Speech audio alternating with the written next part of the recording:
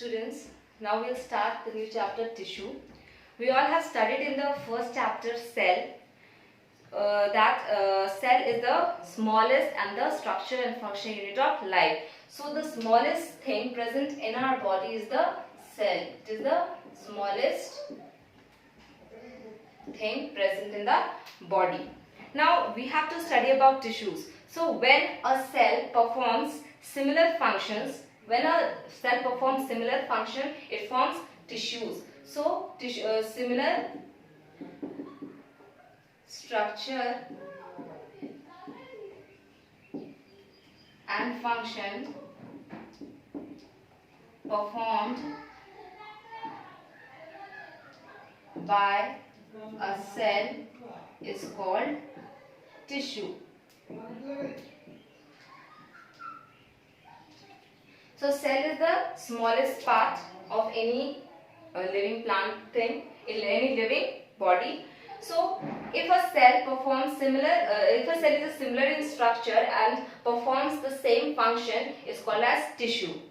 So what is tissue? Tissue is a structure which have similar function as well as similar structure is tissue. So first a cell forms a tissue.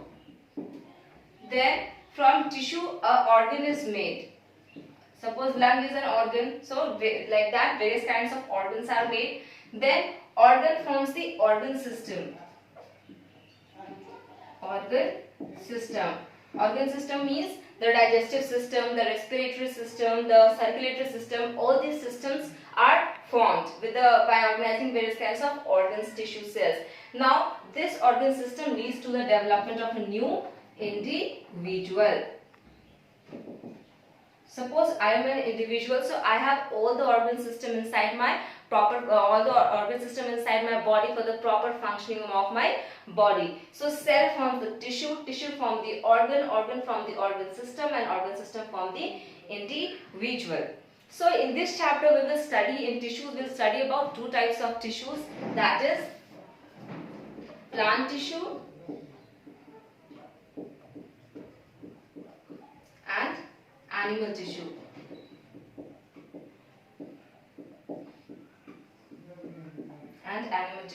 So there are two types of tissues which we will study in this chapter. So tissue, any plant cell or any plant or tissue or is an animal tissue, both are made up of cell, because cell only give rise to tissues. So now we'll study about plant tissue. So plant tissue are categorized into two types, that is meristematic tissue,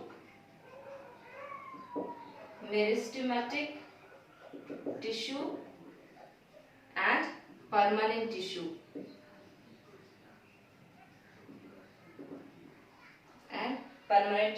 So first we will see meristematic tissue. So meristematic tissue means the tissue present in the plants which help in the growth, how it will grow, unless and until the cells divide, how it will grow. So meristematic tissue is responsible for the growth of the plants. Why? Because it has a special property of dividing the cells. So what do meristematic tissue do in the plants? They continuously grow on dividing the cells, and due to the division of the cells, it leads to the growth of the plants. Not only upward growth, sideways growth also would be there, branches will also be formed. So meristematic tissue has the function of dividing, which is the main property of meristematic tissue, and due to the dividing property, it never loses this property, and due to this property, it helps in the growth of the plants. Now there are various functions of the meristematic tissue. Now they help in protection.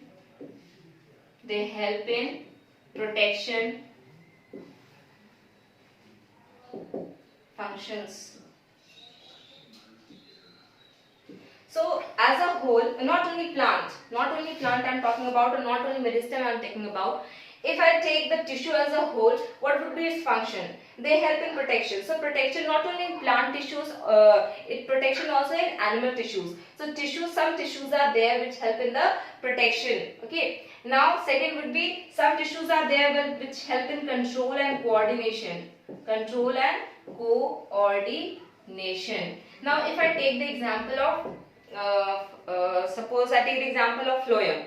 So when the foods are prepared by the leaves of the plant that needs to be transported, so what happened? The xylem and phloem, xylem coordinate by providing water to the leaves, and when the all the process of photosynthesis is completed, then what happens? Phloem distribute the food to all parts of the plant. So what is happening? Coordination is there between the xylem, phloem and various parts of the plant. So this is the function. They help in protection, they help in control and coordination, they help in transportation. They help in transportation. How they help in transportation? If I take the example of circulatory system in human beings. So blood is transported to various parts of the plant, blood is transported to various parts of the body. How? Via the heart. Via the heart, the blood is transported to various parts of the body. Now from the body, the deoxygenated blood goes again to the heart. So this is how transportation occurs. In the similar way, transportation occurs in the plant also. So the tissue has many kinds of functions like protection, control and coordination, transportation and many more. So now we will study about the occurrence of meristem, means where do the meristem occurs. Now if we suppose this is a structure of a plant, rough structure of a plant. Now the upper part, this is the tip or the apex. It is also called as the apex.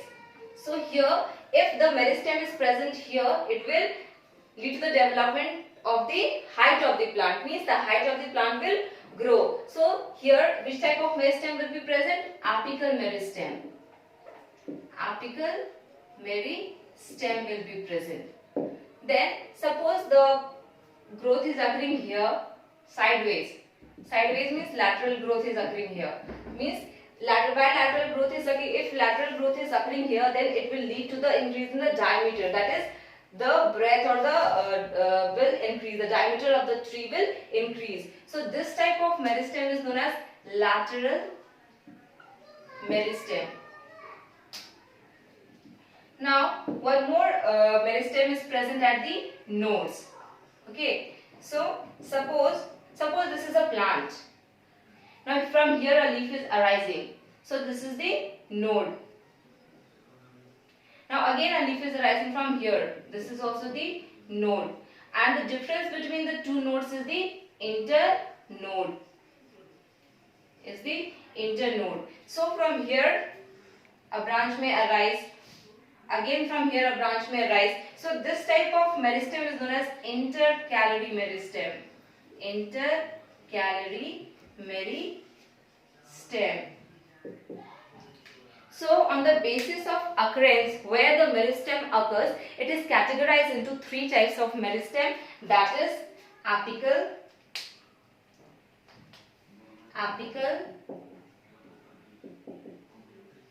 second is lateral,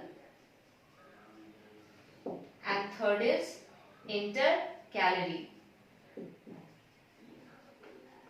So what is the importance of apical meristem? Apical meristem is responsible for the height, that is the height of the plant, growth of the height of the plant. Now lateral meristem is responsible for the increase in the diameter of the plant, means the diameter, breadth will increase. Now third, intercalary is responsible for the increase in the number of branches, means number of branches will increase. So this is the three types of meristematic tissue. So this was all about meristematic tissue.